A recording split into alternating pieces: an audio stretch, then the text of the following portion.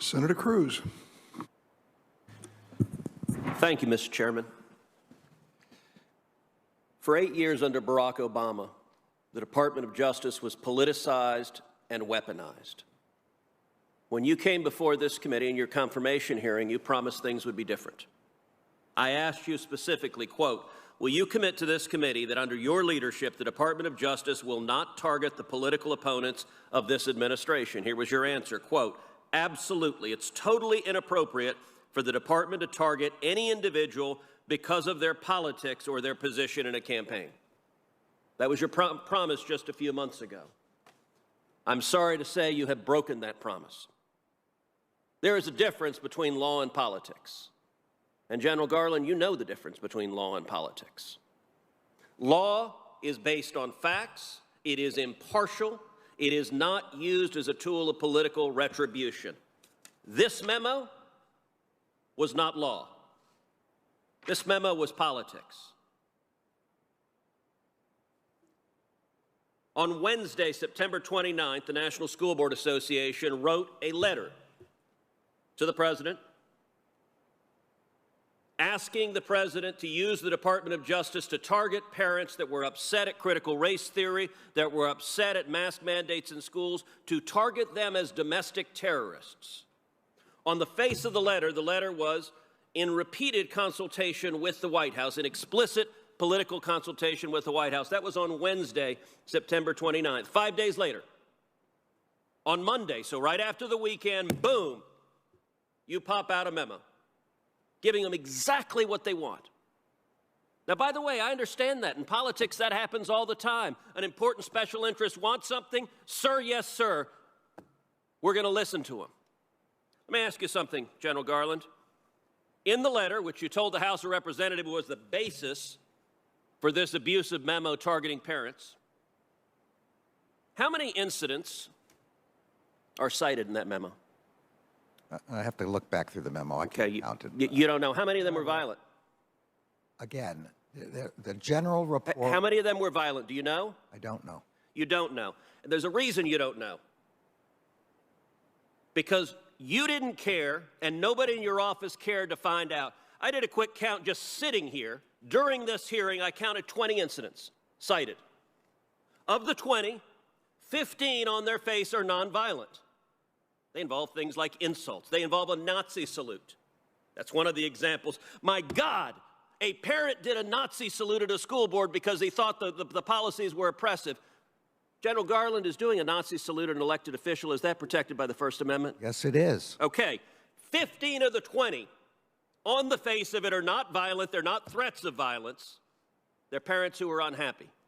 Yet, miraculously, when you write a memo, the opening line of your memo, in recent months, there has been a disturbing spike in harassment, intimidation, and threats of violence. You know what? You didn't look, and nobody on your staff looked. Did you even look up the 20 instances? As I testified, the decision to make send a memo is for an assessment. Did you look up the 20 instances? I did not read. Did anyone on your staff look them up? I don't know the answer, but it's not But of course you don't. And General, there's a reason. Look, you started your career as a law clerk to Justice Brennan. You've had many law clerks during the year, during your time as a judge. I was a clerk to Chief Justice Rehnquist. I'll tell you what, if I drafted an opinion for the Chief Justice and walked in and it said, there's a disturbing pattern of violence, well, Ted, how do you know that? Well, I got an amicus brief here who claims it. You would fire a law clerk who did that. You're the Attorney General of the United States. This was not a tweet you sent. This is a memo to the Federal Bureau of Investigations saying, go investigate parents as domestic terrorists. That is not what the memo says at all. It does not. Is it what the letter says? That is not what. Is it what the letter says? I don't care what the letter says. You don't care? You said it was the basis of your memo. You testified under oath before the House of Representatives. The letter was the basis of your memo. Now you don't care about the letter? The letter and public reports of violence and threats of violence. My memo says nothing about domestic terrorism, says nothing about parents committing any such things. My memo is an attempt to get an assessment of whether there is a problem out there that the federal government needs to resolve. The letter on its face says the actions of the parents could be the equivalent to a form of domestic terrorism. And that is wrong. And asks the president to use the Patriot Act in regards to domestic terrorism directed at parents.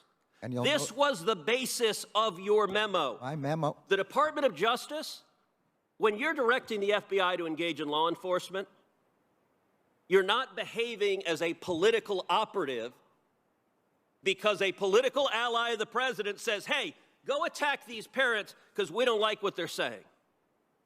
Department of Justice, you did no independent research on what was happening, did you? The memo has nothing to do with partisan. Did you do independent research? The memo has. Did you do independent research? The memo has nothing to do with you're not answering that politics. question.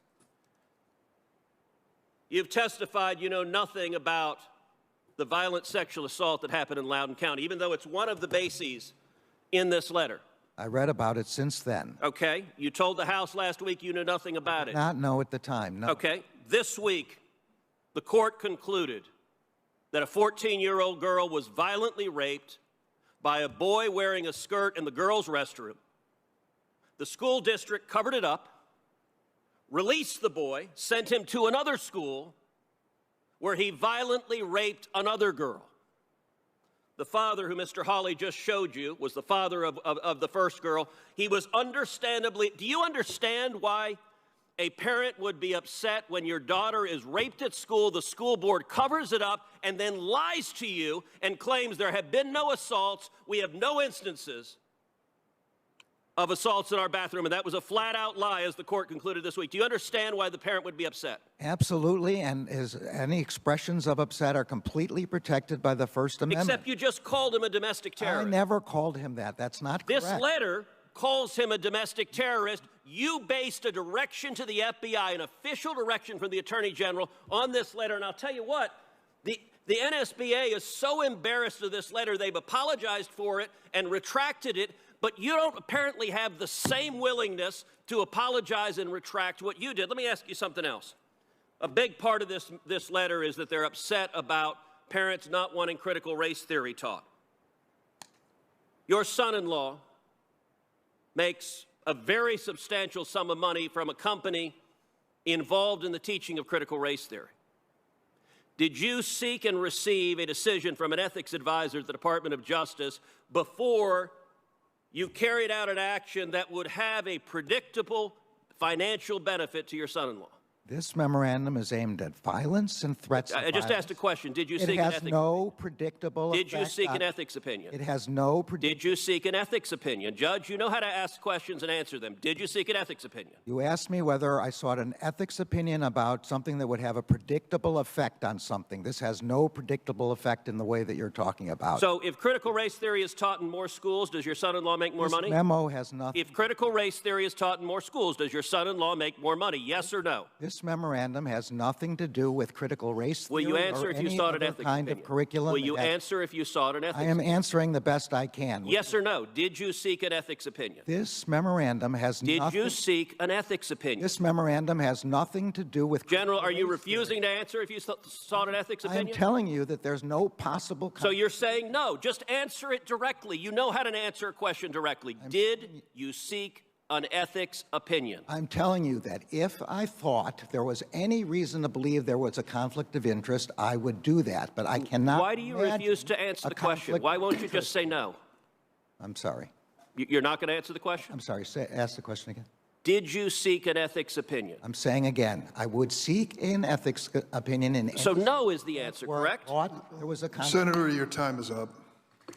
Let the record reflect the Attorney General refuses to answer whether he sought an ethics opinion, and apparently ethics are not a terribly high priority in the Biden Justice Department. I don't think that's a fair reflection of what I said. Then answer the question. Senator, you've gone way beyond any other senator's time. I think you ought to be at least respectful of other senators at this point. Mr. Chairman, do you know the answer whether he sought an ethics opinion? I think you have exchanged that so many times, we know where we stand.